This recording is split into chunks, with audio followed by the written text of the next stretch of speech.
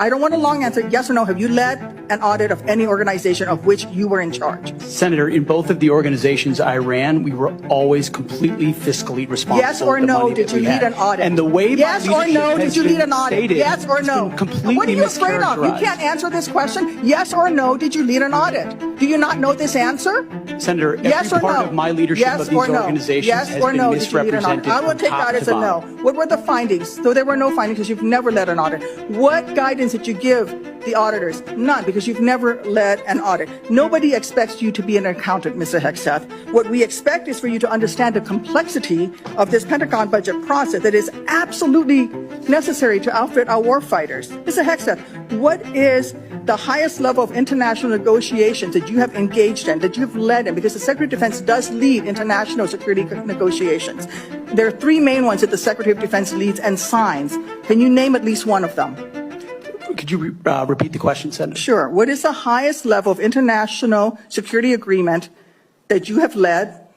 And can you name some that the Secretary of Defense would lead? There's three main ones. Do you know? I have not been involved in international security arrangements because I have not been in government other than serving in the military. So my job has been to So no, the answer is no. Can you name one of the three main ones that the Secretary of Defense talking about defense arrangements. I mean, NATO might be one that you're referring to.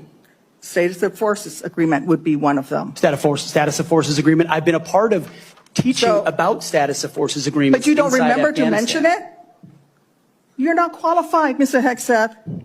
You're not qualified. You talk about repairing our defense industrial complex. You're not qualified to that. You could do acquisition and cross-servicing agreements, which essentially are security agreements. You can't even mention that. You've done none of those. You talked about the Indo-Pacific a little bit, and I'm glad that you mentioned it. Can you name the importance of at least one of the nations in the ASEAN, and what type of agreement we have with at least one of those nations? And how many nations are in ASEAN, by the way?